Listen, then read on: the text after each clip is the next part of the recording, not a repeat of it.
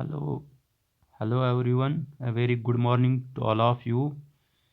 Today we are going to study about 14th January current affairs.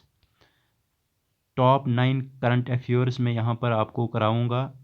Top 9 current affairs पे जाने से पहले मैं आपको बता दूंगा कि आज 14 जनवरी है। 14 जनवरी है जिस दिन दो त्यौहार मनाते हैं, दो फेस्टिवल्स आते हैं। एक आता है आपका जिसको बोलते हैं पोंगल, दूसरा आता है मकर संक्रांति यानी कि संक्रांति जिसको बोलते हैं। तो ये दोनों जो फेस्टिवल्स है ये डेडिकेट किए जाते हैं, ये हार्वेस्टिंग फेस्टिवल्स होते हैं। पोंगल जो है ये आपका तमिलनाडु में मनाया जाता है। तमिलनाडु में जब राइस की कल्टीवेशन होती है, राइस या और कोई क्रॉप जब कल्टीवेशन होती है तो वहाँ पर पोंगल मनाया जाता है। उस दिन जो है इनके डिफरेंट डिफरेंट राइस को लाया जाता है और कुछ फसलों को लाया जाता है, फिर उनको बॉयल किया जाता है। तो पोंगल जो है ये मनाया जाता है। तो ये आज के दिन के दो अहम हैं 14 जनवरी के। एक तो पोंगल है, दूसरा संक्रांति है। तो ये था 14 जनवरी के जो दिन है, इस दिन हम क्या कहाँ पर कौन सा फेस्टिवल मनाया जाता है। नेक्स्ट हम चलते हैं आज के हमारे करंट अफेयर्स पर। तो सबसे पहला और important current affairs examination point of view से वो है, who is going to become new chairman of ISRO. ISRO के नए चेयरमैन कौन बनने वाले हैं, यानी कि बनने वाले नहीं, वो बन गए हैं। कौन से ऐसे चेयरमैन हैं, उनका नाम बताना है आपको, जो कि इसरो के नए chairman, Indian space research organisation जो है इसके नए चेयरमैन बन गए हैं। तो उसका नाम है डॉक्टर एस सोमनाथ। जो आपको यहाँ पर इमेज में दिखाई दे रहे हैं ये हैं डॉक्टर एस सोमनाथ। तो ये किसको सक्सीड कर रहे हैं? इससे पहले कौन थे? इससे पहले के सिवान, ये उसी को सक्सीड टू के सिवान। ये फोर्थ केरलाइट है, यानी कि केरला से फोर्थ पर्सन है जो कि टॉप मोस्ट प्लेस एस्टैब्लिश करेंगे इसरो पे। तो प्रीवियस केरलाइट्स कौन थे? के राधाकृष्णन, माधवन नायर और के कस्तूरी रंगन। ये पिछले केरलाइट्स थे जो कि इस पद पर आए थे, यानी कि चेयरमैन ऑफ इसरो। तो अब किसको बनाया गया है? डॉक्टर एस सोमनाथ को। तो उससे पहले कौन था? उससे पहले के सिवान था, जो कि अब रिटायर हो गए हैं। तो उसकी जगह डॉक्टर एस सोमनाथ आ गए हैं। तो नेक्स्ट क्वेश्चन पे मूव करते हैं। Next top second. तो उससे पहले हम जानेंगे कि इसरो के हेडक्वार्टर्स क्या हैं। इसरो के हेडक्वार्टर्स कहाँ पर हैं? इसरो का हेडक्वार्टर है बेंगलोर में। कहाँ पर? बेंगलोर में। इसरो की एस्टैब्लिशमेंट कब हुई थी? इसरो की एस्टैब्लिशमेंट हुई थी 15 अगस्त 1969। 15 अगस्त 1969 इस जो है 15 अगस्त 1969 ये इसकी एस्टैब्लिशमेंट डेट है। और father of Indian space programme जिसको कहते हैं, यानी कि जो फाउंडर है इस इसरो का फाउंडर जो है वो कौन है? वो है विक्रम साराभाई। विक्रम साराभाई जिसको हम फाउंडर कहते हैं, फाउंडर ऑफ इसरो, या हम इसको बोलते हैं फादर ऑफ इंडियन स्पेस और प्रोग्राम। या क्वेश्चन ऐसे भी आ सकता है, who is the father of Indian space programme? तो आपका ऑप्शन आना चाहिए विक्रम साराभाई। या ऐसे क्वेश्चन आएगा, who is the founder of ISRO? तो आपका आंसर होना चाहिए विक्रम साराभाई। एस्टैब्लिशमेंट कब हुई थी? 15 अगस्त 1969 में। हेडक्वार्टर्स कहाँ पर है? बेंगलोर में। चलिए नेक्स्ट करते हैं, नेक्स्ट क्वेश्चन पे मूव करते हैं। नेक्स्ट क्वेश्चन है, which countries defence forces recently unveiled a new Tupolev Tu-160M।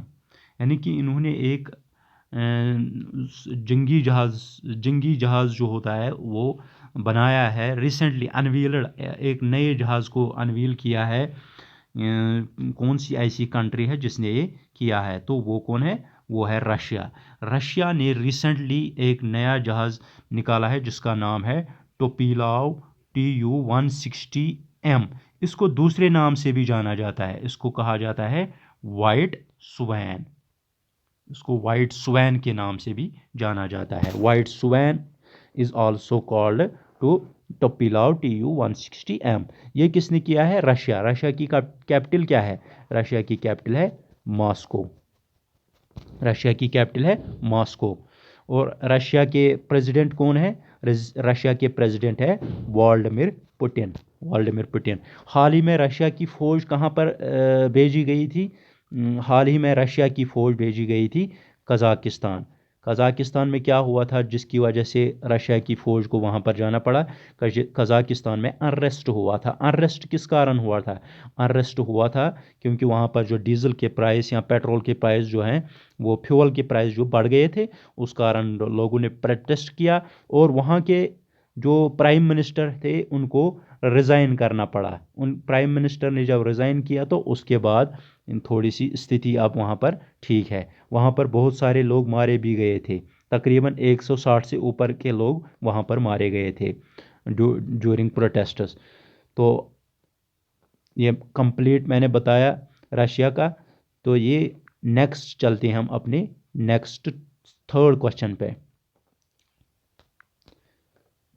What was the name of India's oldest sloth bear? Hindustan के ओल्डेस्ट यानी कि जो कि बिल्कुल अब यानी कि उनकी एज हो चुकी थी, ओल्डेस्ट स्लॉथ बियर जो होता है, स्लॉथ बियर जो होता है, ये जो स्लॉथ बियर है, इसके जो आगे जो मुंह होता है, इसके लिप्स जो होते हैं वो बड़े होते हैं, थोड़े चौड़े होते हैं, बाहर की तरफ निकले हुए होते हैं इसके लिप्स। और इसकी जो बाहर की जो मुंह होता है वो थोड़ा लंबा होता है स्लॉथ बियर का।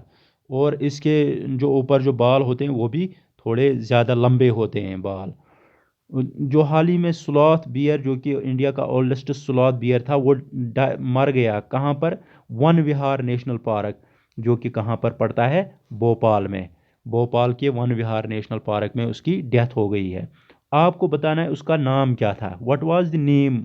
आपको क्वेश्चन आएगा एग्जाम में। इंडिया ओल्डेस्ट स्लॉथ बियर की रिसेंटली यहाँ डेथ हो गई है, तो उसका नाम बताइए। तो आपको उसका नाम याद होना चाहिए। उसका नाम था गुलाबो। क्या नाम था उसका? गुलाबो।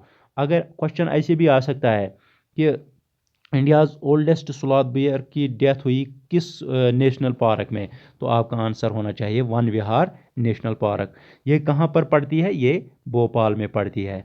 कितनी उम्र थी इसकी? इसकी उम्र 40 साल थी। जब इसको लाया गया था तो ये 25 साल का, उस टाइम 25 ईयर का था। कितने ईयर्स का था ये? 25, यानी कि तब ये यंग था।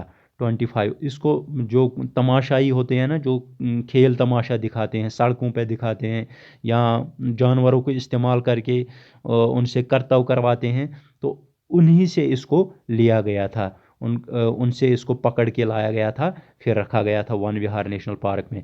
ये वन विहार नेशनल पार्क में एज अट्रैक्शन था, टूरिस्ट अट्रैक्शन पॉइंट था, क्योंकि टूरिस्ट्स आते थे और इसको देखते थे। तो ये जो है इसकी डेथ हो गई है एट द एज ऑफ 40। इसका नाम था गुलाबो। कहाँ पर डेथ हुई? वन विहार नेशनल पार्क, जो कि भोपाल में पड़ता है। भोपाल जो है मध्य प्रदेश की कैपिटल है। मध्य प्रदेश की कैपिटल भोपाल है। सीएम है शिवराज सिंह चौहान भोपाल के। तो गवर्नर है मंगूबाई चंगाबाई पटेल, जो गवर्नर हैं भोपाल के। तो ये कंप्लीट हो गया क्वेश्चन का पोस्टमार्टम करना। चले नेक्स्ट क्वेश्चन पे मूव करते हैं।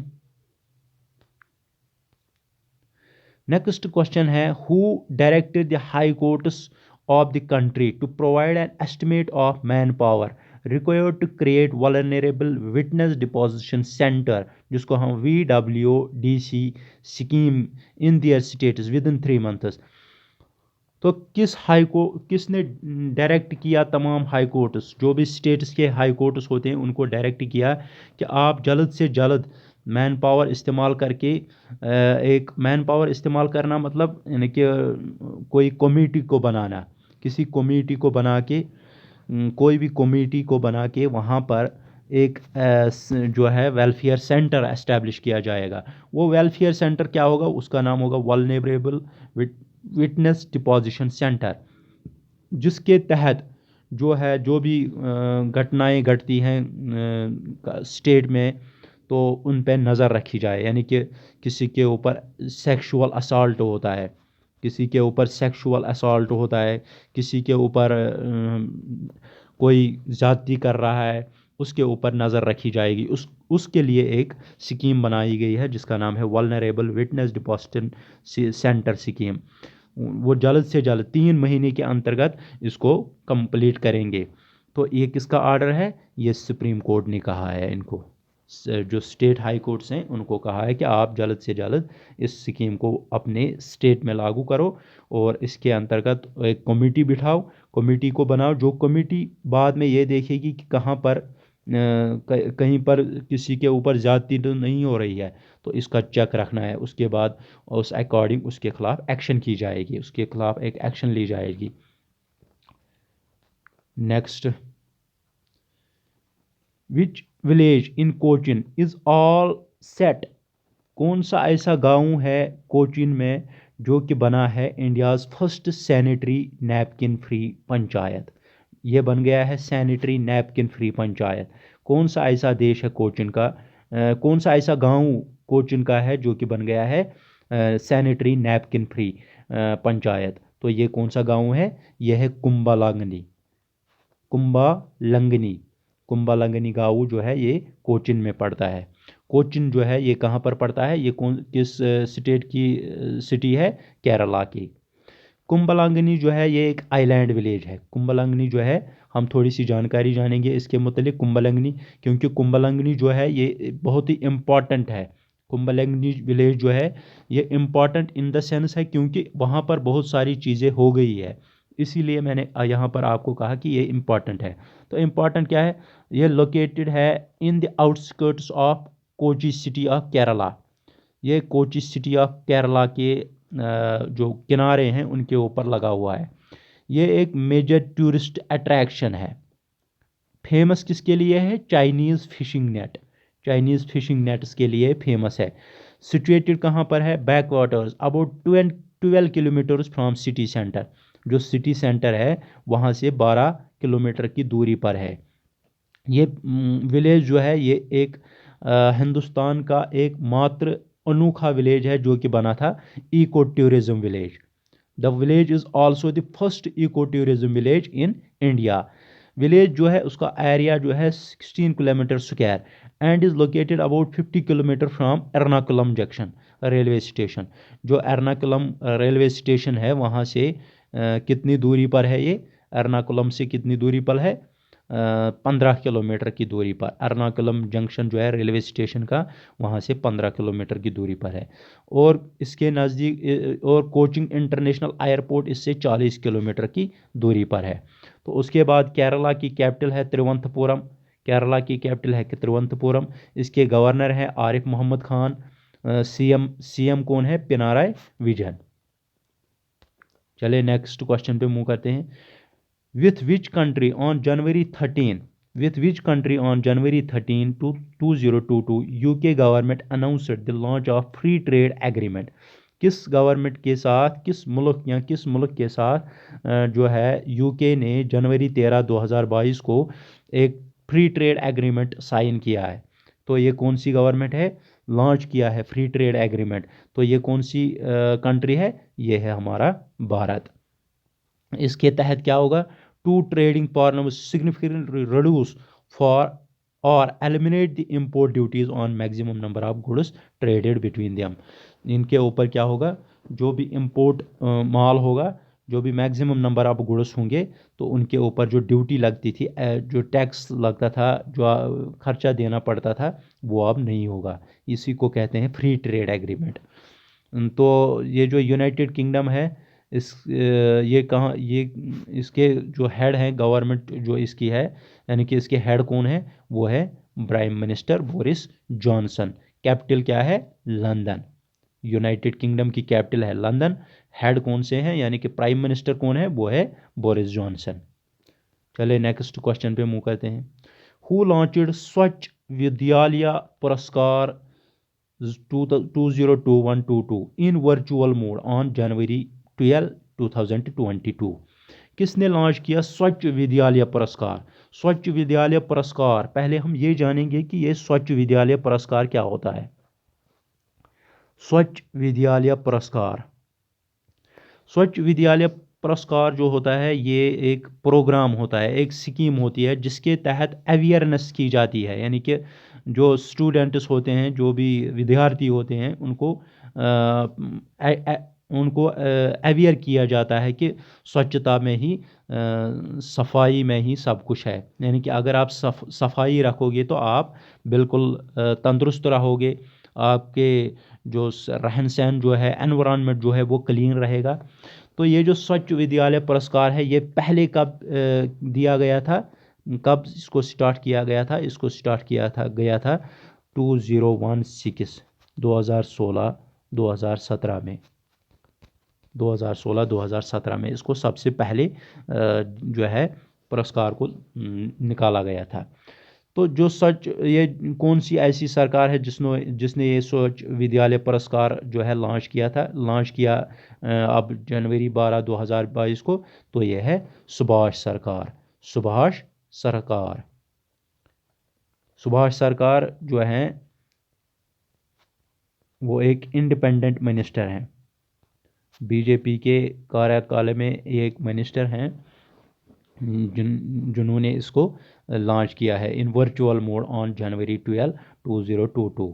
सुभाष सरकार स्वच्छ विद्यालय पुरस्कार हेल्प्स इन रिकॉग्नाइजिंग। स्वच्छ विद्यालय पुरस्कार जो है ये हमें क्या सिखाता है? हेल्प्स इन, मदद किस में करता है? रिकॉग्नाइज करना। In inspiring and awarding the schools that have undertaken exemplary work pertaining to water sanitation and hygiene. यानी कि एक इसकी जो एलिजिबिलिटी क्या है, यानी कि कैसे हम किसी इंस्टीट्यूट को स्वच्छ विद्यालय पुरस्कार से संबोधित करेंगे?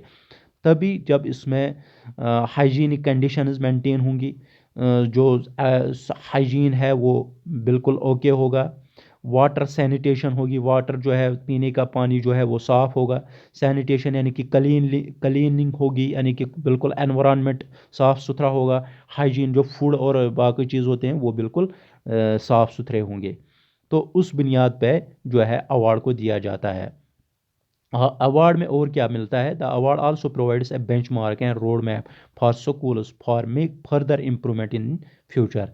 अवार्ड से पता चलता है कि और कौन कौन सी इम्प्रूवमेंट हमें आगे करनी है स्कूल को बेहतर बनाने के लिए। तो ये हो गया ये। चलिए आगे चल के देखते हैं नेक्स्ट क्वेश्चन जो है वो सबसे इम्पॉर्टेंट क्वेश्चन है। क्यों इम्पॉर्टेंट है? क्योंकि ये हाल ही में न्यूज़ में था, तो इससे पहले भी आपने देखा था, तो इसके रिलेटेड बहुत सारी न्यूज़ आई थी। United Nations recently launched the largest country specific appeal for which country? किस कंट्री के लिए यूनाइटेड नेशंस ने अपील की, जो बाकी कंट्रीज़ हैं इनसे अपील की ताकि इसको मदद मिल सके, जो कंट्री जो है उसको मदद मिल सके। ये कौन सी कंट्री है जिसके लिए अपील की गई थी यूनाइटेड नेशंस के ज़रिए? किस कंट्री के लिए अपील की गई थी? तो ये कंट्री थी अफ़गानिस्तान। अफ़गानिस्तान में जो है हाल ही में जो सरकार बनी थी, तो उस वजह से वहाँ पर मुल्ला अखुंद जो हैं उनकी सरकार बनी थी। तो उस वजह से क्या हुआ कि वहाँ पर जो है जो बैंकिंग सिस्टम है वो डिस्टर्ब हो गया। जैसे ही बैंकिंग सिस्टम जो है डिस्टर्ब हो गया तो पैसों की किल्लत हो गई, जो फाइनेंशियल स्टेबिलिटी थी वो बिल्कुल बंद, यानी कि उसमें इंस्टेबिलिटी आ गई, पैसा कुछ नहीं है। तो उस वजह से वहाँ पर जो है जो क्राइसिस है, फाइनेंशियल क्राइसिस और हंगर क्राइसिस जो है वो उठ गई। तो उस वजह से यूनाइटेड नेशंस ने अपील की ताकि अफ़गानिस्तान को इससे निकाला जाए। तो ये किसके कहने पर जो है ये यूनाइटेड नेशंस ने ये अपील की? ये की on the request of Pakistan की रिक्वेस्ट पर जो है यूनाइटेड नेशंस ने ये अपील की। इसमें कितनी डील हुई, कितने रुपए की, कितने डॉलर की डील हुई इसको मदद करने के लिए? 5 बिलियन यूएस डॉलर की अपील हुई थी। According to United Nations member countries 5 billion US dollar is required to save Afghanistan. 5 billion US dollar की ज़रूरत पड़ेगी अफगानिस्तान को बचाने के लिए। The United Nations members have appealed to save the collapsing service in Afghanistan. United Nations जो है मेंबर्स जो हैं उन्होंने अपील की ताकि जो अफ़गानिस्तान है उसको कोलैप्स, उसको ख़त्म, उसको हंगर क्राइसिस बाकी जो क्राइसिस वहाँ पर हुई थी उसके बचाने के लिए जो है अपील की गई थी। यूनाइटेड, उसके बाद हम जानेंगे यूनाइटेड नेशंस क्या है। यूनाइटेड नेशंस जो है ये एक ऑर्गेनाइजेशन है जिसका काम होता है जहाँ पर भी कोई इसके डिफरेंट जो इसके सेक्टर्स हैं, इसमें यूनिसेफ आता है, इसमें जो आपका ये ह्यूमन राइट्स वायलेशन आता है, बाकी जो इसमें आते हैं। तो इसका काम होता है कि हर जगह मुल्क के हर कोने कोने में नज़र रखना, ताकि कहीं पर कोई ज़्यादती तो नहीं हो रही है, कहीं पर फाइनेंशियल क्राइसिस तो नहीं हो रही है, कहीं पर लोगों के जो हैं हकूक़ वो उनको दबाया न जा सके। तो ये काम होता है यूनाइटेड नेशंस का। इसके हेडक्वार्टर्स कहाँ पर हैं? न्यूयॉर्क। ऑफिशियल लैंग्वेजेस जो यूएन की हैं वो कितनी हैं? वो हैं पहली अरबिक, दूसरी चाइनीज़, तीसरी इंग्लिश, पांचवी फ्रेंच, चौथी फ्रेंच और पांचवी स्पेनिश। टोटल 5 ऑफिशियल लैंग्वेजेस हैं इसके यूएनओ के। तो इसके हेडक्वार्टर्स कहाँ पर हैं? न्यूयॉर्क के। चलिए नेक्स्ट क्वेश्चन पे। Who become the first black women to appear on US coin? कौन बनी अमेरिका की पहली ब्लैक वुमेन जिनको कॉइन, यूएस कॉइन जो होती है, जो निकाली जाती है, यहाँ पर भी कॉइन्स निकाली जाती हैं। जैसे कभी कभार कॉइन निकाली गई, उसके ऊपर हिंदुस्तान का मैप लाया गया, या कभी कभार कॉइन निकाली गई उसके ऊपर कोई ख़ास शख्सियत को लाया गया, या किसी प्रोग्राम को लाया गया उस पर। तो यहाँ पर भी यूएस में पहली बार एक ब्लैक वुमेन को यूएस कॉइन के ऊपर लाया गया, यानी कि उसकी शक्ल को उसको ट्रिब्यूट पे करने के लिए उसको लाया गया। तो उसका नाम क्या था? उसका नाम था माया एंजिलाओ। क्या नाम था इसका? माया एंजिलाओ। माया एंजिलाओ जो है ये एक ब्लैक वुमेन थी जिसका बहुत ही अहम किरदार रहा है। ये एक पोइट थी जिसने बहुत सारे काम किए हैं। इसने ज़्यादातर जो सोशल वर्क जो होते हैं, सोशल वर्क्स, उसमें काम किया है। उसके अलावा इसने बहुत सारे ग्रेट लीडर्स से काम किया है। मूवमेंट्स में, डिफरेंट डिफरेंट मूवमेंट्स में इसने काम किया है। तो ये माया एंजिलाओ है। माया एंजिलाओ जो है वो पहली ब्लैक वुमन बनी जिसको कॉइन के ऊपर दागा गया, यानी कि कॉइन के ऊपर उसको लगाया है। उसकी शक्ल जो है कॉइन के ऊपर एज ट्रिब्यूट पे किया गया। इसको नाम क्या है इसका? माया एंजिलाओ। तो ये हो गए कंप्लीट हमारे यहाँ टॉप 9 करंट अफेयर्स ऑफ 14 जनवरी। तो नेक्स्ट कल के लेक्चर को देखने के लिए आपको सब्सक्राइब करना पड़ेगा इस चैनल को, और उसके बाद बेल के आइकन को दबाना पड़ेगा। पहले सब्सक्राइब कीजिए और उसके बाद बेल के आइकन को दबा दीजिए, ताकि आपको नेक्स्ट जो कल की करंट अफेयर की क्लास आने वाली है वो आपको मिलेगी।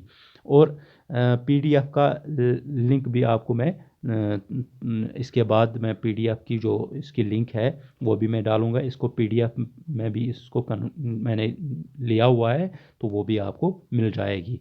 होप आपको आज का लेक्चर अच्छा लगा होगा, तो आपका दिन बहुत ही अच्छा जाए। तो thank you everyone, thank you.